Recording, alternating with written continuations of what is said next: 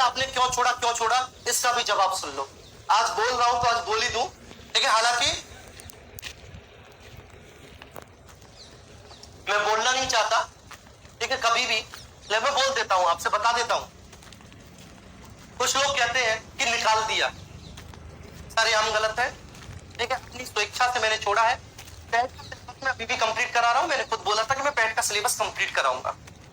दूसरा, कुछ परिस्थितियां थी, पर्सनली प्रॉब्लम थी कुछ, ठीक है। मैं ग्रेटर नोएडा नहीं जा सकता था क्योंकि ठीक है मेरी परिवार की स्थिति कुछ ऐसी है। मेरा छोटा बच्चा है, ठीक है, उसका पूरा जो ट्रीटमेंट वगैरह है वो यहीं के डॉक्टर से हो रहा है, आगरा के डॉक्टर से।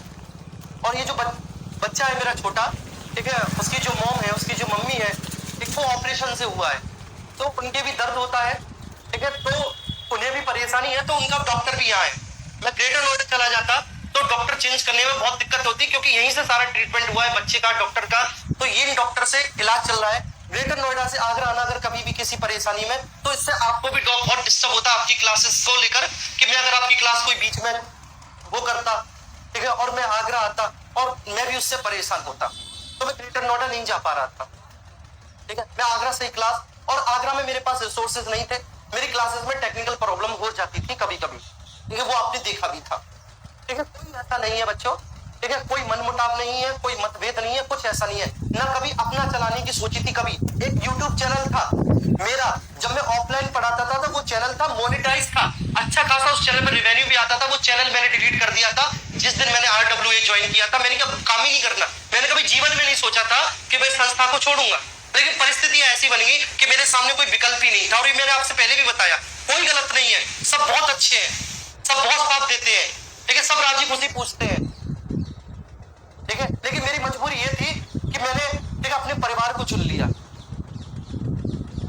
कि मेरे परिवार पे कोई आपत्ति आएगी, विपत्ति आएगी, और कल को, ठीक है, अगर उसका दोषी मैं ठहराया जाऊंगा तो मुझे बहुत दुख होगा, मुझे पर्सनली मैं अपने आप को कभी माफ नहीं कर पाऊंगा, मुझे बहुत दुख होगा। और भी बहुत सारी समस्याएं थी, मैं आपके सामने उनका जिक्र नहीं कर सकता, जो, ठीक है, समस्या मैं आपके सामने जो बोल सकता था, लेकिन पर्सनली प्रॉब्लम थी, मैंने आपको तब भी बताया, ऐसा कुछ नहीं था, ठीक है। ये आप सुन लीजिए, सब बहुत अच्छे हैं, सब बहुत बढ़िया है, ठीक है।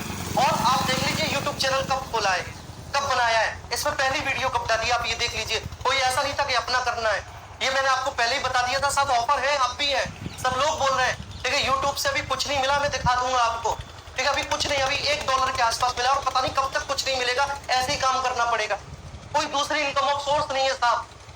तो ऐसा नहीं था कि बहुत महत्वाकांक्षी हूँ, बहुत महत्वाकांक्षी हूँ, अपना बड़ा एम्पायर खड़ा करना चाहता हूँ, नहीं साहब। मेरा मन किया कि मैं पैट में बच्चों को सब कुछ पढ़ा दूं, अच्छे मार्क्स से बच्चे पैट क्रैक कर ले, अच्छे नंबर आ जाए, तो जो मेरा मन किया, मैं मैराथन ले रहा हूँ, दिन रात पढ़ा रहा हूँ मैं, ठीक है, सुबह क्लास ले रहा हूँ, दोपहर में ले रहा हूँ, शाम को ले रहा हूँ, ठीक है। आपने स्टैटिक जी के बोला, वो मैंने, ठीक है, कर दिया पूरी ईमानदारी के साथ, ठीक है। कोई मन में 1% बेईमानी नहीं है, या सरस्वती माँ की कसम खा के बोल रहा हूँ, कोई 1% मन में कोई छल नहीं है, कोई बेईमानी नहीं है, कोई कुछ नहीं है, ठीक है। नहीं तो आप बताओ, ठीक है, हमको नौकरी की कोई कमी है? अब नौकरी की कोई कमी है?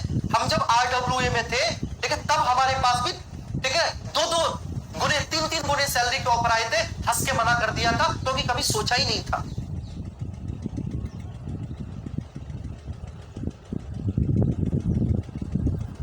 सोचा ही नहीं था, कभी नहीं सोचा था जीवन में कि ऐसा भी मोड़ आएगा। वो तो मेरा परिवार था यार, वो मेरा परिवार था, वो परिवार के सदस्य हैं, ठीक है।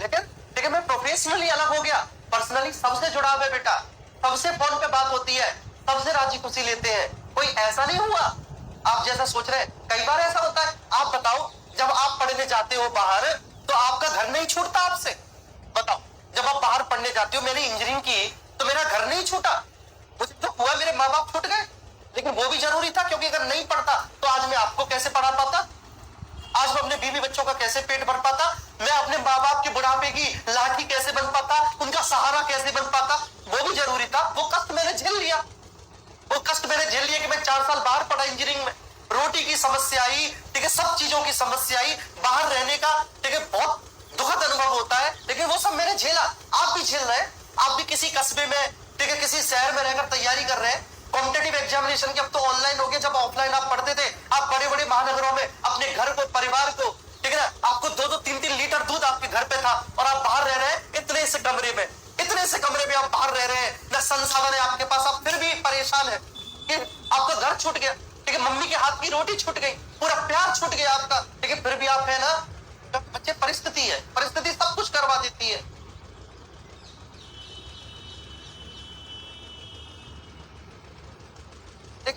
तो कभी नहीं बोला मैंने कभी लेखपाल के लिए भी नहीं बोला, ग्रामीण परिवेश में मैंने कभी ये भी नहीं बोला। आप सुनना चाह रहे थे साहब, मैंने आपको बता